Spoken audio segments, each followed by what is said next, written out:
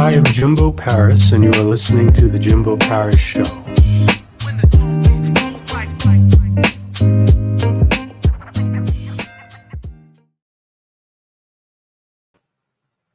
All right, guys, how's it going? This is Jimbo Paris. Welcome to The Jimbo Paris Show, and today we've got Fred, big man in the futuredontics, and he's focused on kind of helping people out, coaching people, and he's also very deep into the dental industry. So let's hear more about that. Hi, Jimbo. Yeah, had a long career in marketing in the dental world, and became a public speaker and an author over the course of that time, and have a new book out actually on how to cultivate the superpower of boldness. So I'm all over the place. So speaking of who you are and the fact that you do all these different things, can you kind of give me a brief summary of who you are, what you're about, and what your message is? Yeah, so I started in the advertising world as a copywriter. That was the first real job I had, and it eventually blossomed into starting my own business, which is 1-800-Dentist, which I ran for about 30 years and finally sold it about 5 years ago. And in that time, we built a really good company. Somebody said, well, how much revenue did you generate over the course of the 30 years you ran it? And I sat down and I figured it out, and it was over $1 billion of revenue generated in that time. So he said, you're the $1 billion man. And I never really thought about it that way, but yeah, we generated a lot of revenue. Spent a lot of it too. Spent a lot of what I made on top of it. But in the course of it, wrote 2 books on marketing for the dental industry. Everything is Marketing was the title of one, and then Becoming Remarkable was the second one.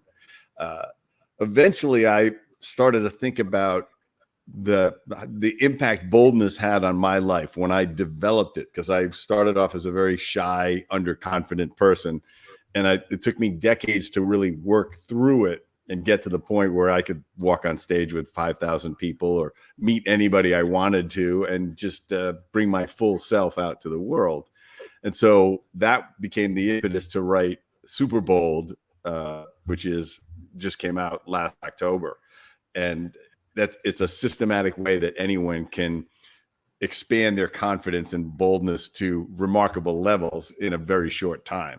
So that's what I've been doing lately, is talking a lot about this book, and I'm actually launching a workshop on it as well. So that's where I am, and I'm incredibly passionate about teaching people boldness, because to me it's a superpower. It affects everything in your life if you can just harness that ability, and it can be learned.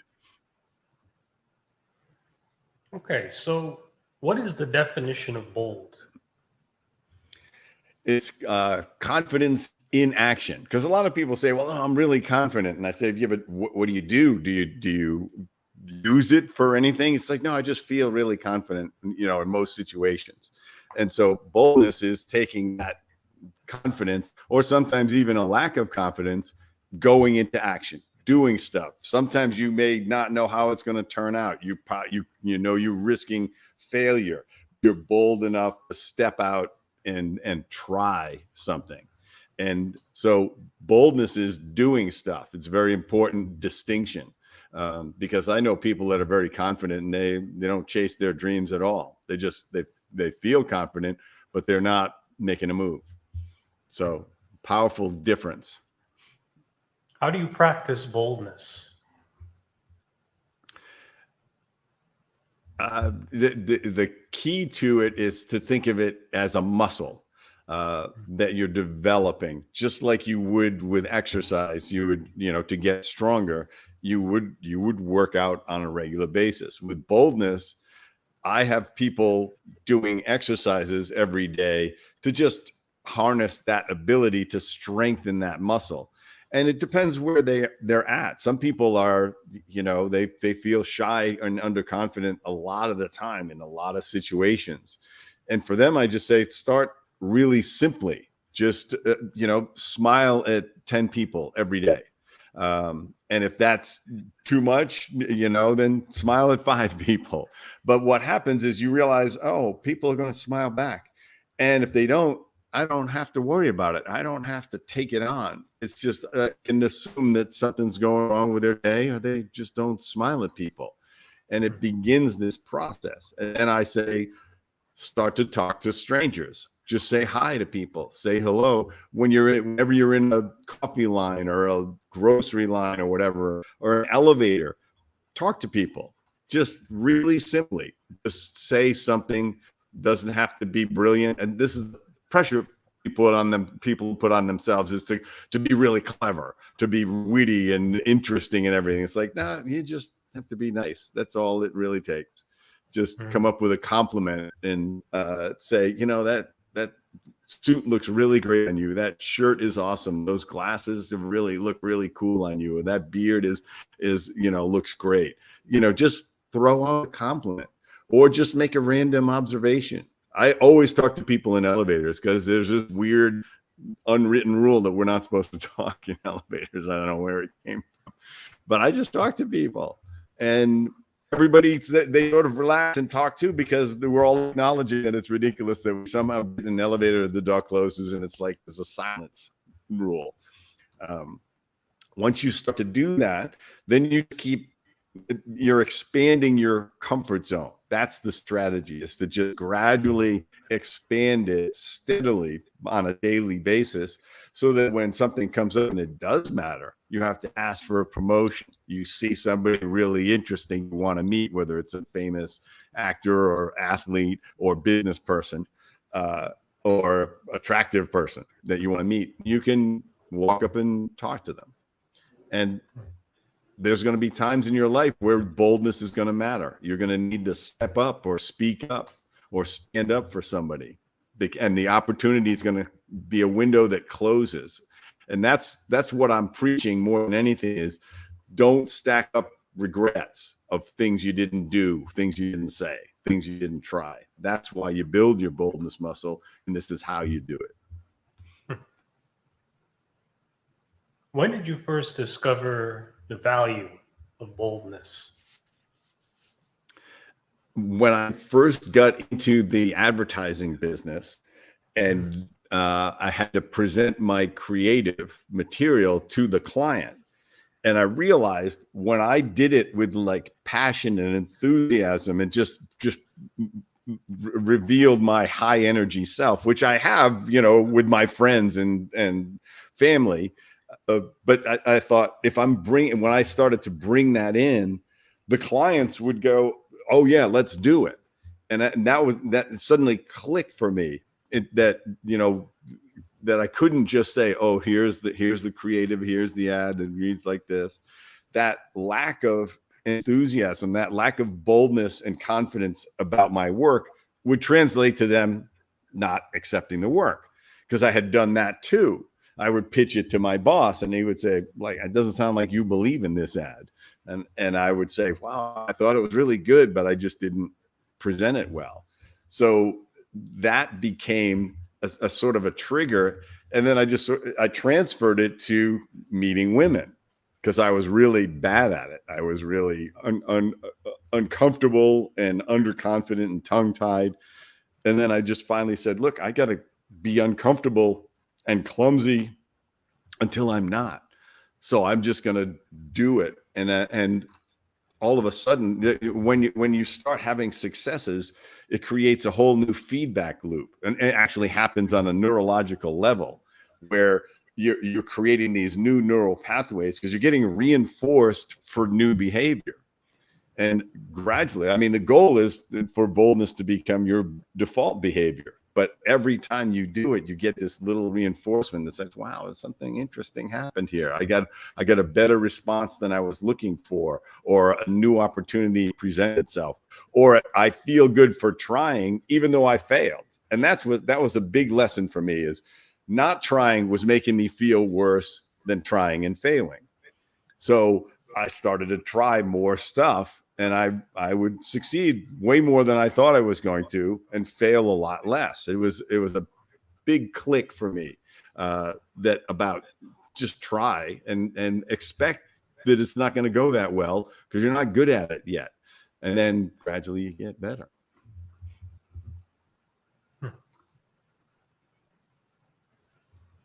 So how did this boldness carry over to your business life now, such as the dental industry, etc.?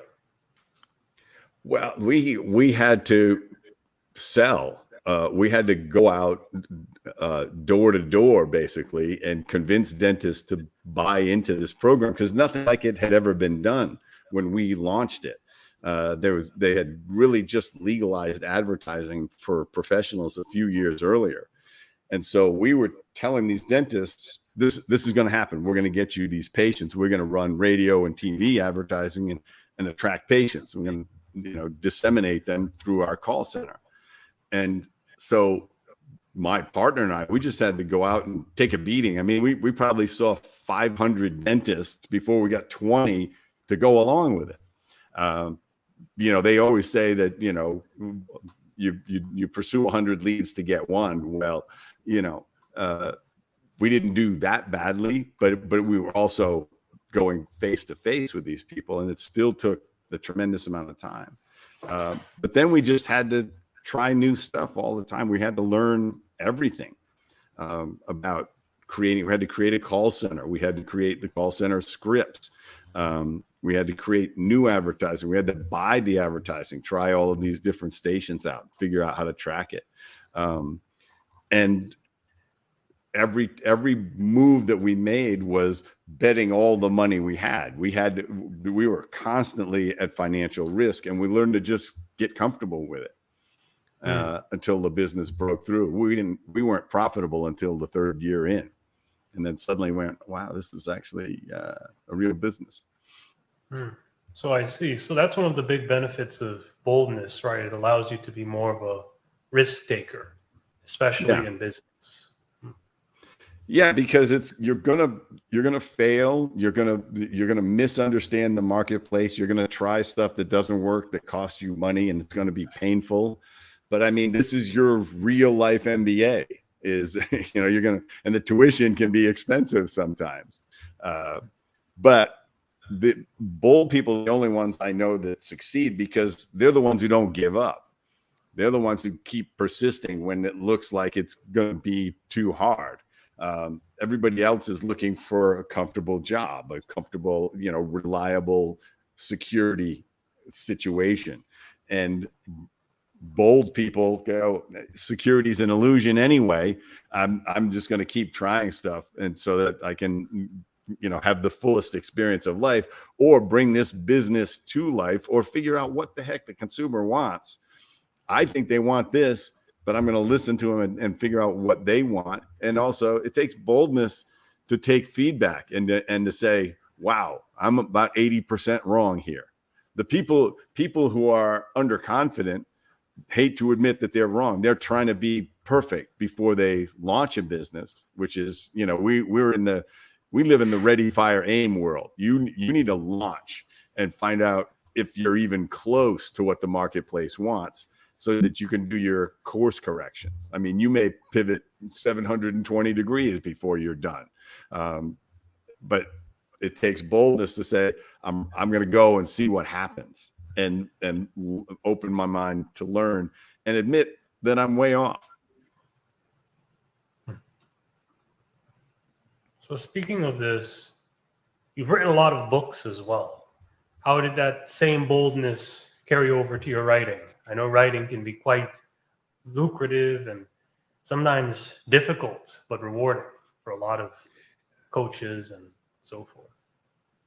Yeah, it takes a certain amount of boldness to say, I'm going to write a book. Because most people say, how do you write a book? How could you possibly write a book? I can't imagine the process of writing a book.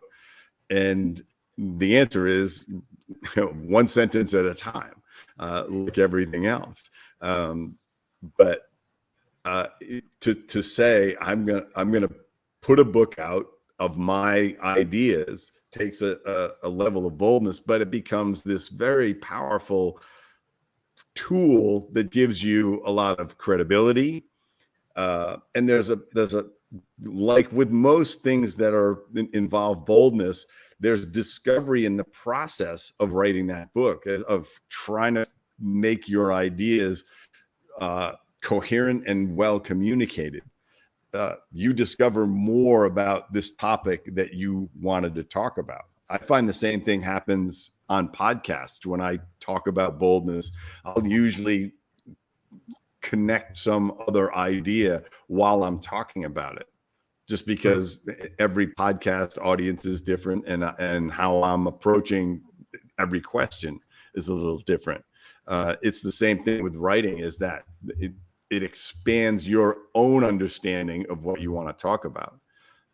And then if you're lucky, you get to go speak about it. The book gets you the speaking opportunities, which expands your audience, and it turns into other opportunities, coaching opportunities and consulting opportunities, things like that. Good. And that book to your right, to your left, it actually would be super bold. That's my book. Yeah. Good. So yeah, the subtitle is From Underconfident to Charismatic in 90 Days. That's my bold promise of the book. Nice. Because what I've done is I've compressed what it took me decades to learn, and created a systematic way that somebody can, just as fast as they want, just start to expand their comfort zone and venture daily into their discomfort zone to discover what's possible for themselves, to bring them their full self to the world, and not stack up regrets, not miss opportunities. Because that's what happens to a lot of us, is we get to the point where we got all of these frustrations because we missed out on something, or we wish we had done something, and we get older and older and older, and the clock keeps ticking, and we don't get the stuff, or we don't get that chance as a once in a lifetime chance.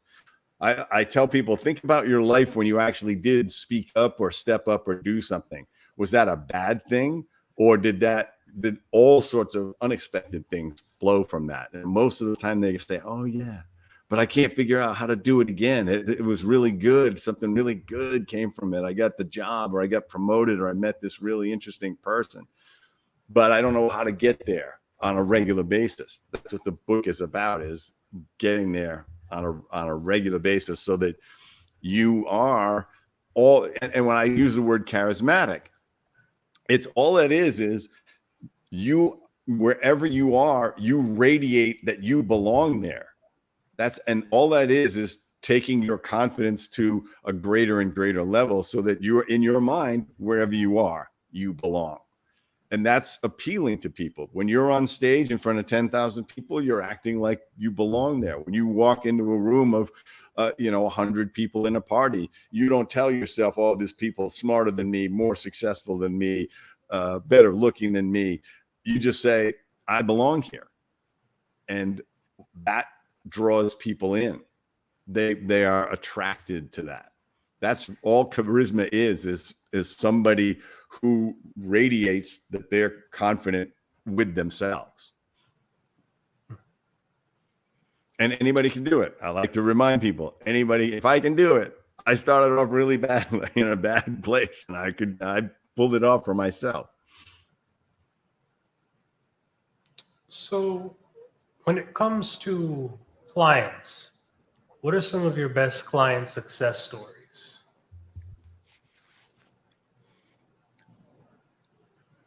The best one I've had is this client basically had a really good product, but he had the most complicated pitch about it, that he couldn't tell you what the business did in 15 minutes. You would say, all right, tell me what the business does. And he would go on and on and on. And this is an entrepreneur problem, is they know too much about their business and their products. So they can't be concise about it. And people say, like, I still don't get it. You tell, because a lot of times they'll say everything that's new about the business and all the features of it without actually saying what the business does. And so I just worked with them to the point where I got it down to that one sentence. And I said, that's all you need to tell them that it does. And then find ways to tell them that in different ways. And just then ask them if they're interested in that. And that's when you start to elaborate. Find out what matters to them before you tell them everything that the product does, because they get pitch fatigue. I mean, even the greatest product, if you babble on it about it long enough, people are just going to go, I lost interest 5 minutes ago. I was really interested at the beginning. And, we had a very unique product in the dental industry, which basically twice the result in orthodontics in half the time, which is pretty easy to say, but he couldn't spit it out. And as soon as he did, and the crazy thing was the product's name was OrthoSnap. And I said, the difference in your product is how it fits, because when it goes on, it actually snaps into place. It's a clear aligner. And that's, I said, you need to focus. Your name tells you what you do. The fit is so perfect, it snaps into place. I said, it's that simple. Because he was actually doing demos of it, but he wasn't zeroing in on that thought. And then as soon as he started saying it, everybody went, oh yeah. Oh, I get it now. Of course, that's a much better fit. They could tell, but he had keyed into the word that he had already invented for the brand. But he would go into detail about how each tooth is aligned individually and stuff like that. And it was a load of information that at some point is interesting to somebody, but you got 5 seconds. Use them to pique their interest, but also say exactly what you do. One of the most important lessons I learned in advertising is be clear. And when you're not that, everything else falls apart, because you're assuming that people have more knowledge about you or process things when they hear it the first time. Everybody in advertising knows there's a reason why we run ads all the time, is because they don't hear them right the first 3 times.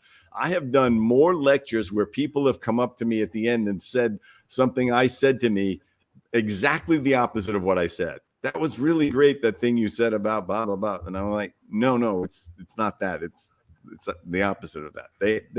Their processors, when they get new information, it's bouncing through all sorts of it's like going into a pinball machine, and most of the time it's tilt.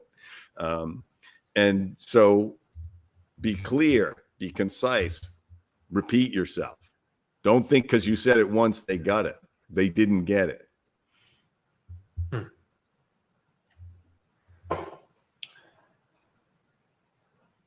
And when you continue to grow this brand and grow more and more, do you understand boldness even more so now? Because from what I understood, you talked about teaching that guy clarity. And funnily enough, you reconnected back by showing that clarity requires boldness. So that was an interesting connection. But as you've grown older and as you've experienced boldness more, what else have you learned more about boldness? Well, what happens to anybody who reads the book and anybody that's going to come to my workshop is you actually become a student of boldness. You start to examine yourself, and you watch other people, and you say, wow, that was very interesting what they just did. They didn't stop themselves from that situation, and I'm still stopping. You'll catch yourself saying, wow, this is a place where I still stop myself. I tell myself some really useless information, and it stops me. and you see somebody else do it differently, and you say, oh, well, I could do that. And that's the big shift, is you, instead of saying I could never be like that, you have become somebody who says, I could be like that. If I see somebody get up and do karaoke and they suck, right, but they're having a great time doing it, and they got two people who are their friends who are backup singers, and they suck, right, but they're having a ball doing it, and the whole crowd's cheering them on, even though they are just, their voices are off key, they're like missing cues in the song and everything. But who's having a better time? The guy who's trying to be perfect, he's trying to sing the greatest love of all, like the recording, and he's so nervous about it that everybody's like, hurry up and get off the stage. So you watch that and you say, wow, there's some real power in not caring how it plays. Because I would, in my mind, I would want to be good. I would want to impress people with how good I sang, instead of impress them with how much fun I'm having. Or forget impressing them, just have fun. Just be able to get up and make my friends laugh. It's like, oh my God, he actually went up there and did that. And if I'm making them laugh, that's good enough for me. I don't have to. Everybody else can go like, that guy really can't sing. It's really amazing. But he's not afraid. But at the same time, they see you as charismatic because you're crazy enough to go up there and not be good at all, and just put your heart into it. Just just give them a performance, even though it's like a little hard on the ears, So you become you spend your time, and you also look at people who are hesitating, and you think, oh yeah, that used to be me. I missed that. I'll give you a serious example of, funerals, because as we get older and older, we go to more funerals. We lose friends and family. And there's a whole bunch of people that'll never say anything at a memorial. And it's so interesting when people say, is anybody who wants to say anything? And sometimes nobody will say anything at first. It's like, oh, I don't, like it's a public speaking event, and it's like, no, this is you getting up and just talking to people who love this person about how much you cared about this person, the meaning that this person brought to your life. It's not performance that you're going to be rated on. Oh, I might cry. Oh, really? Wouldn't that be shocking to cry at a funeral? No, just get up and say what you feel, and don't worry about saying it well. And, I tell people this all the time. This is one chance to do this. And if you wait long enough, they'll say, okay, then, and they'll wrap it up, and you'll go, oh, I wish I had said that. Yeah. You're not going to wishing you had said that. I've seen people not do it for their own parents. Just not be able to get up and say something. And I said, like, this is going to gnaw at you forever. And, I remember distinctly a service, and it was the type of religion where they didn't let people get up and speak in the church, right? At the funeral, you could only do, the readings from the gospel and stuff like that. And so my cousin, his mom had died. He get up and to do one of the readings. He did the reading, and then he proceeded to talk for 10 minutes about his mother. And you could see the priest getting all uncomfortable, right? But this was the best part for everybody, because he was talking about how much he loved his mother, how special she was, and he's making us laugh, and he's making us cry, and he's making us remember her. And he basically, and that was, to me, was like, that's boldness where it matters.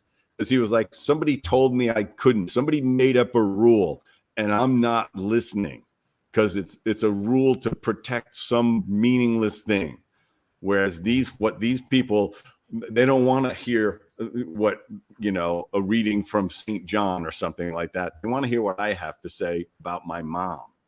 And that's what he did. And that's the kind of thing that I try to remind people is like, there's a lot of rules that people made up that benefit them, but don't benefit you. And there's no reason for them except to keep you in line for some crazy reason. So ask yourself, who's really benefiting from the rule, and is it important? Wear your seatbelt. That's a rule. Okay, that makes sense. Don't smoke indoors. That's a rule that makes sense. Nobody can talk in here, really? Okay. Why? What's the importance of being a rebel?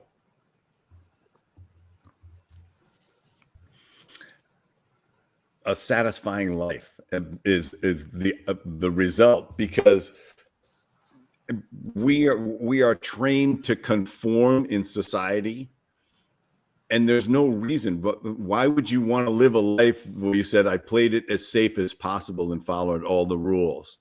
Is that really what you want to do? Or do you want to say, I lived the most adventurous, exciting, love-filled life that I possibly could? I took chances and I failed. I fell on my face. I took risks and I failed, and then I succeeded. And I learned from that success, and that success helped me to give more people more benefit in life, or live a better life, or live a more interesting life, or a more fun life. Rebels are the ones that say, it doesn't have to be this way. It can be better. And they step up. And everybody else says, oh, I'm so glad she did that. I'm glad she spoke up. Rosa Parks wouldn't move to the back of the bus. It's a transformational moment in American history that one woman just said in her quiet way, I am a rebel. And when people do that, consciousness changes. The world changes. The world can get better. How did the world get better for you?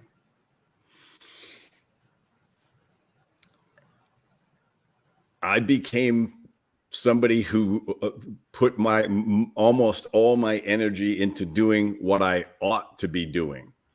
What makes the most impact on the people that I'm serving, the people that I love, and that changed my world, because I realized that stuff doesn't matter. A lot of entertainment doesn't matter.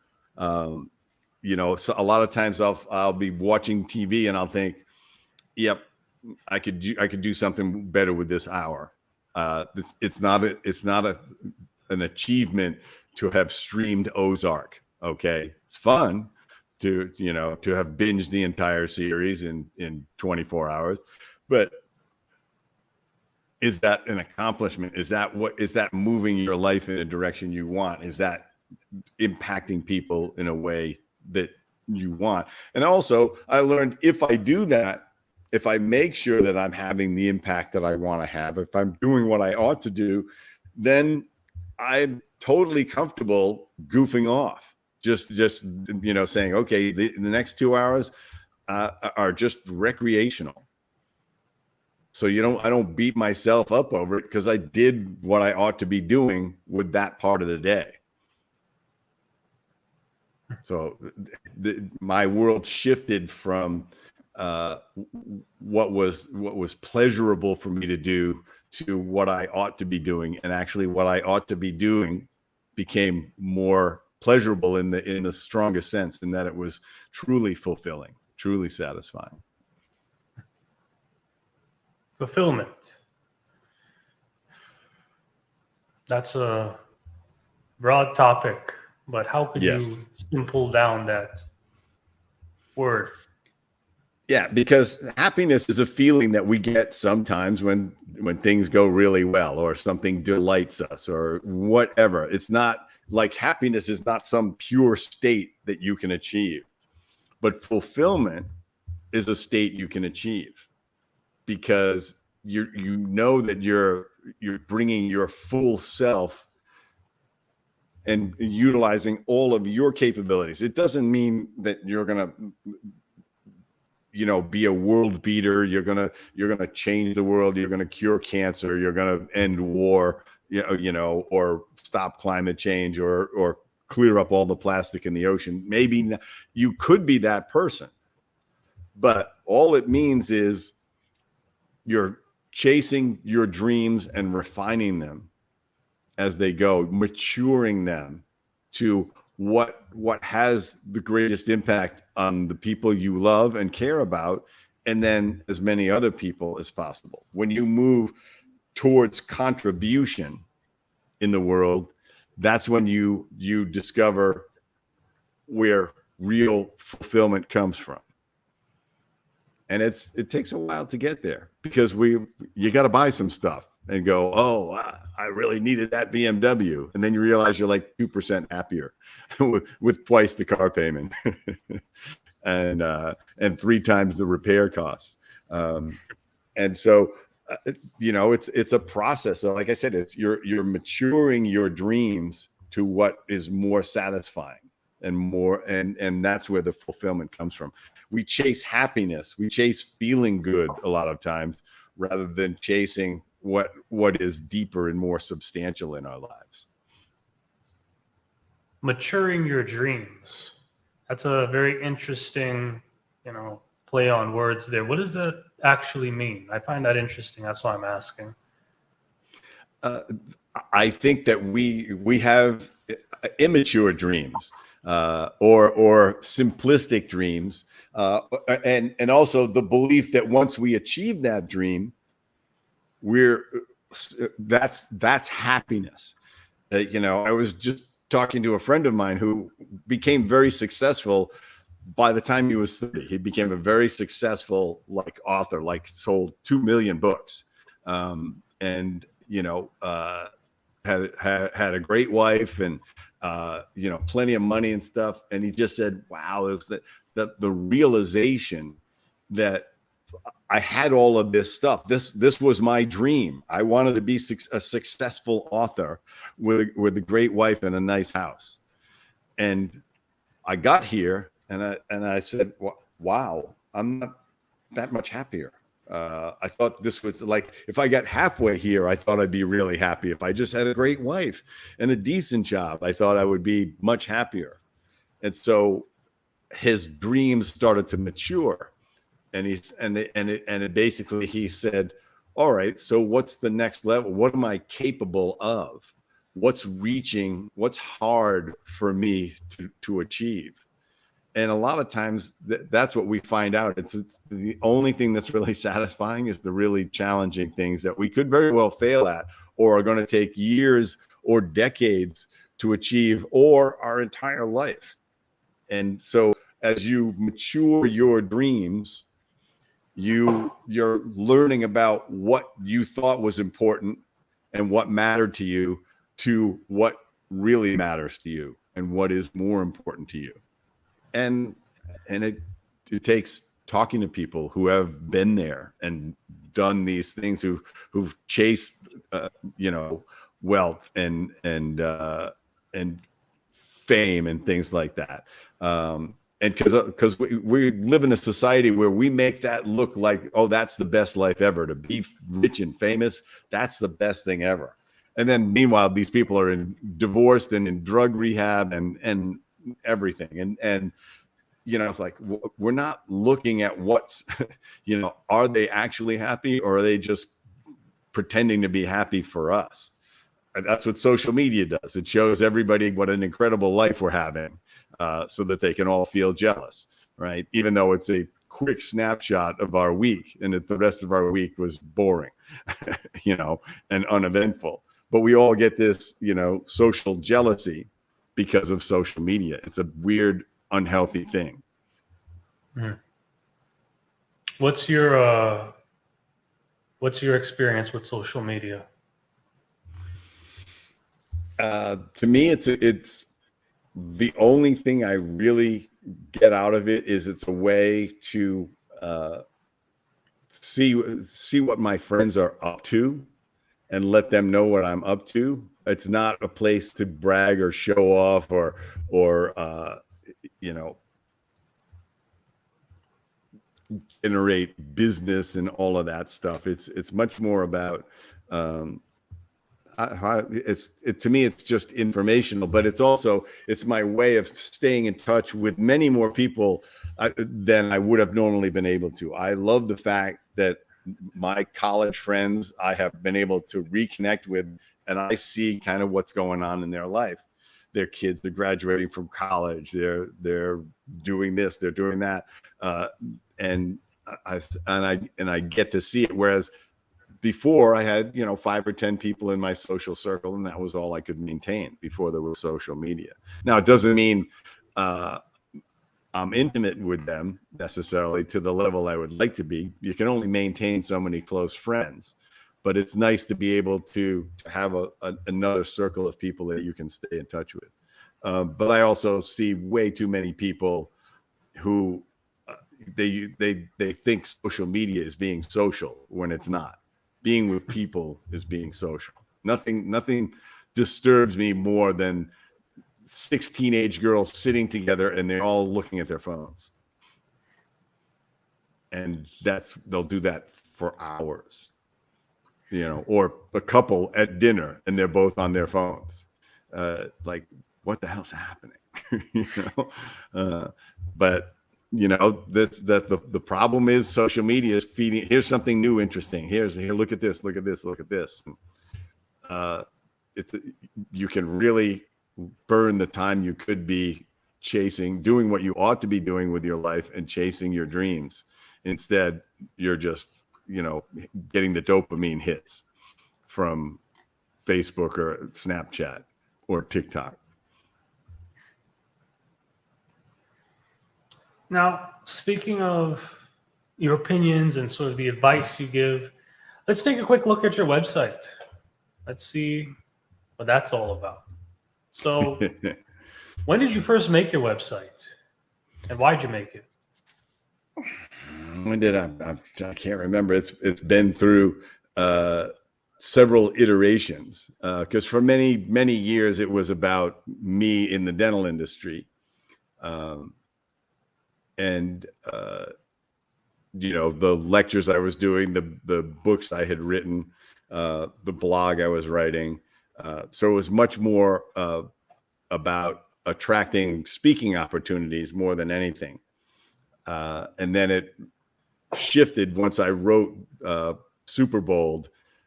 I made it.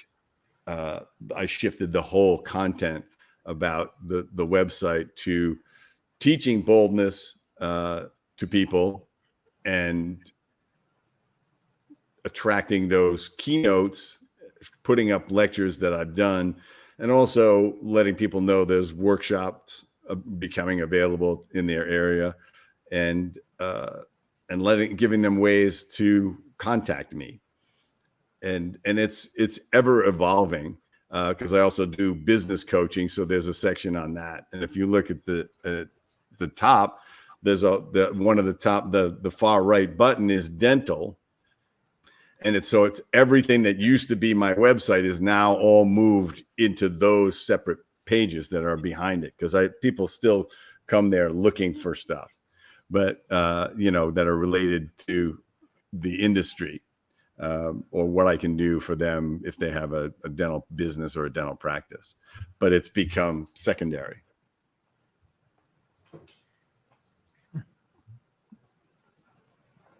And you also have speaking. Yeah, you're a keynote speaker as well. How did that come to be?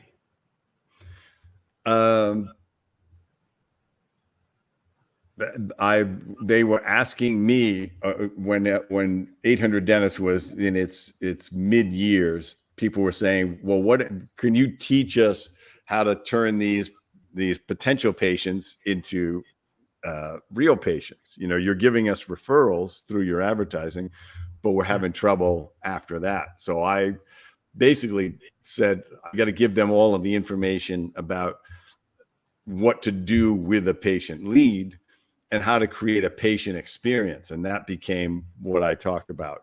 My first book was Everything is Marketing, which is everything that you do in your, let's say in this case, your dental practice, either increases or decreases case acceptance. Nothing is neutral. So you have to be thinking about all those things. So I would talk about all those things in a lecture, and eventually I just put it into a book and then kept creating more content, ended up doing the second book. But it was a great way to promote our business, was to have me speak. But it also eventually created a personal brand that I became noticed and recognized almost separately from 1-800-Dentist. We see some big videos here. Could you explain what these three things are sort of referring to? Yeah, these are full lectures of me speaking about boldness in three different audiences. The Leap is a group of high schoolers. The ADOM is a group of dental practice managers, and the Fortune 50 is a group of high-end business owners. And what you say here, is it any different, or is it the same thing, really?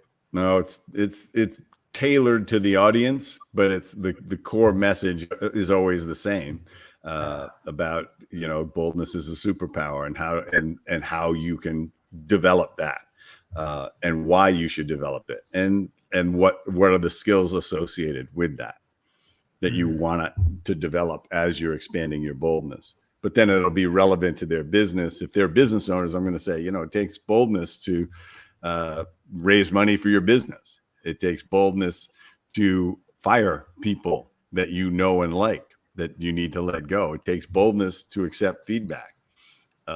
It takes boldness to admit that you're wrong. And it takes boldness to start a business. So talk about all of that. And you know, and a lot of it is about the interpersonal interactions. And I notice you also have a lot of options to schedule consultations. What are those? You seem to be very adamant about those things on this website. Yeah, because most of the time, for anybody who wants to book me for a keynote or come to a workshop, they want to talk about it. So I just make it easy for them to book 30 minutes with me and just, you know, what's going on? How can I help? What works for you that I do? Or maybe you're not ready. You know, a typical example would be somebody calls me and says, I'm thinking about the workshop. I'm thinking, you know, I'm thinking of coming with my wife. And I'll say, no, don't come with your wife. Have her go to a different one. This, you know, you're going to be working on yourself, and having your wife there is going to inhibit you. And so it's, you know, it's an important conversation to have before somebody signs up for the workshop. Or they could say, you know, we're launching a new campaign in our business in the industry. Could you coach us through that based on your marketing experience in the industry? So it could be a whole different conversation. So it's just making myself. What's interesting is people don't abuse it at all. My schedule is not full of these half-hour conversations, which is nice, because I only got so much time. If it ever did, I would obviously have to take it off. But right now, it's a nice thing to offer. Now that you've just mentioned workshop, if you go to the right, what types of services does the workshop offer that's different from the keynote speaking and coaching? It's 2 solid days of being put through all sorts of exercises and learning in depth how to understand how to build this superpower in a safe environment where you are feeling challenged and uncomfortable pretty much the whole time. But you're going to vastly accelerate the experience. Good. And so when we go up here, you have, I think, a few more things. So you have podcasts, exercises, And then, Yeah. So the exercises, the book had about 25% of the Super Bowl book are exercises that you would do to build your boldness. And there's a journal that you would keep. So this, if you're reading, let's say you're listening to the audio book or you're reading it on Kindle, you don't have a physical version of either of these things. So this is just for people who are reading the book so they can download the exercises and have them in a physical form, print them out and create the journal as well. mm-hmm. And your podcast, what type of content is that pushing out? Is it similar to what you do in your keynote speaking?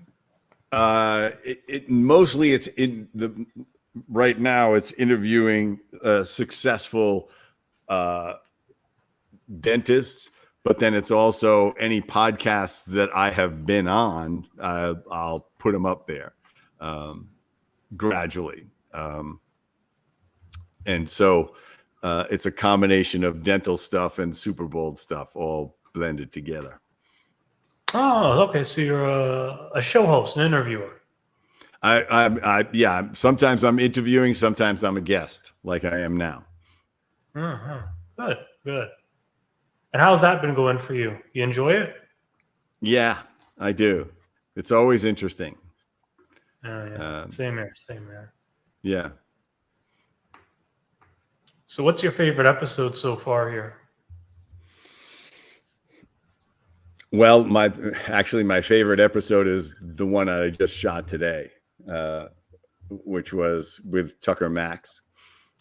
I don't know if you know him, but years ago he wrote "I Hope They Serve Beer in Hell," and it became a New York Times bestseller, basically about his college drunken escapades. But he's matured way beyond that since then to be a very interesting guy on several other levels. So that was my favorite so far. Hasn't hit the airwaves yet.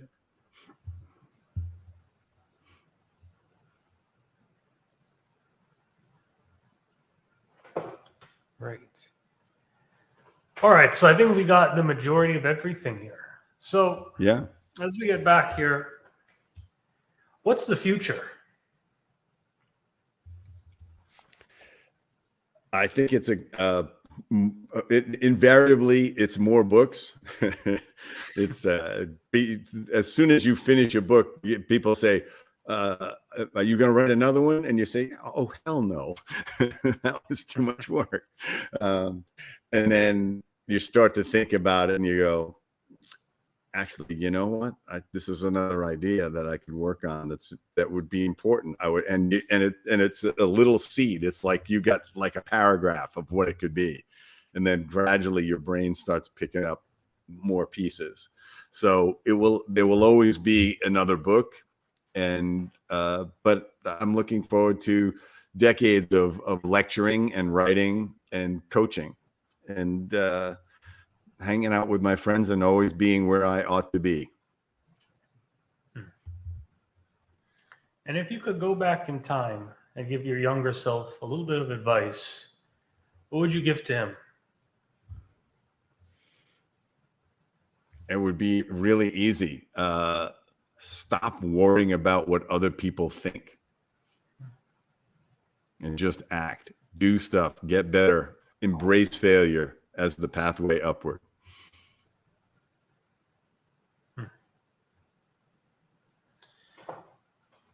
And worry.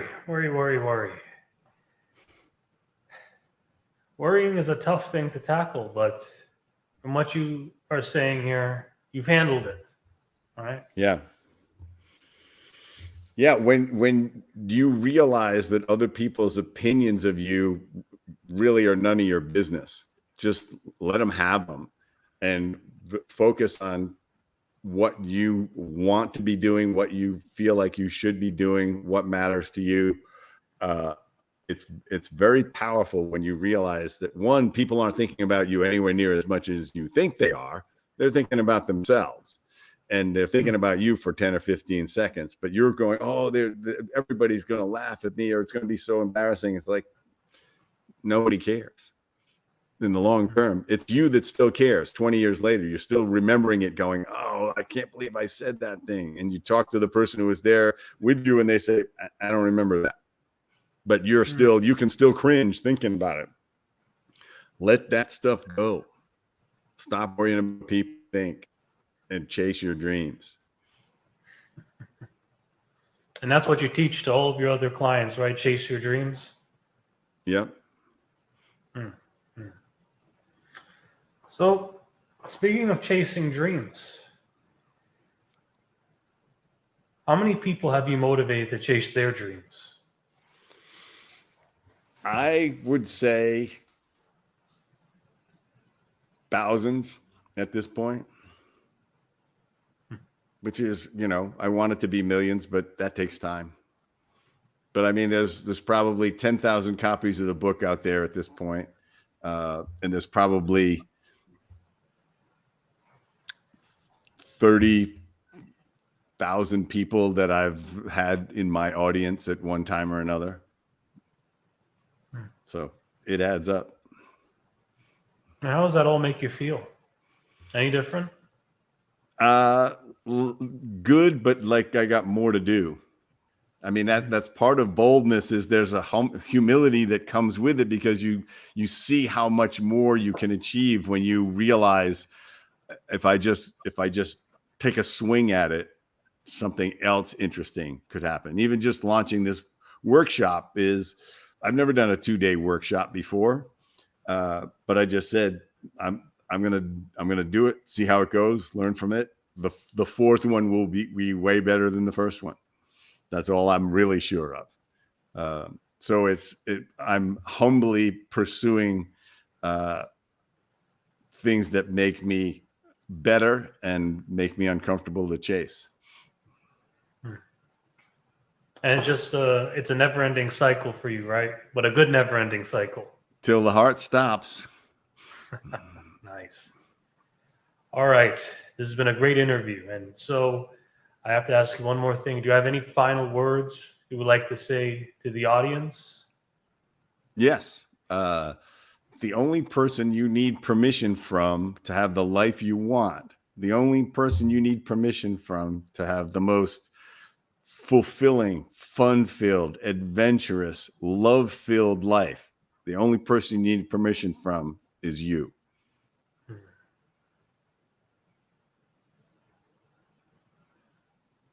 Excellent. Excellent. All right. I am Jimbo Paris. This is the Jimbo Paris Show. Thank you again, Fred. This has been a privilege. I love this interview. Thanks again. Thank you, Jimbo.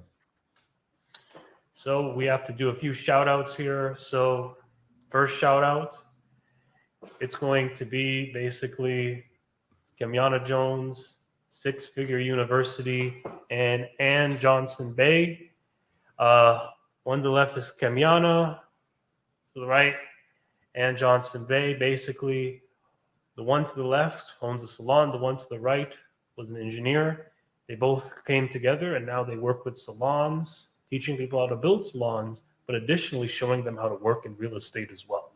So they're doing some really cool things.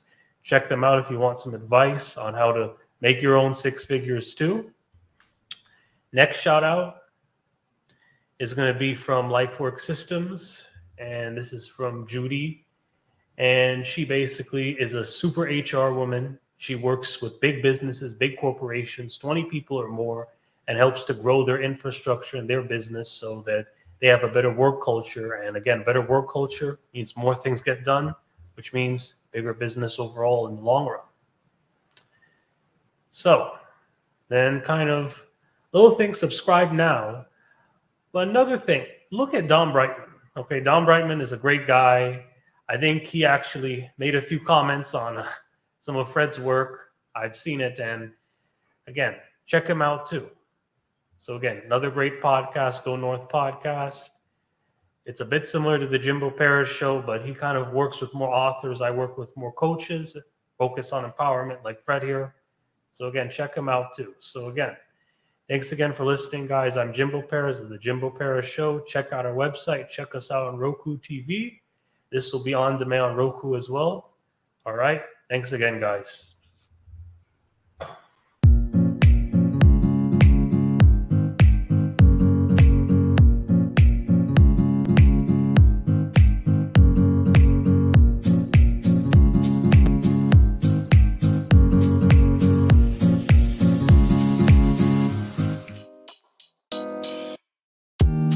Thank you for listening to the Jimbo Parish Show.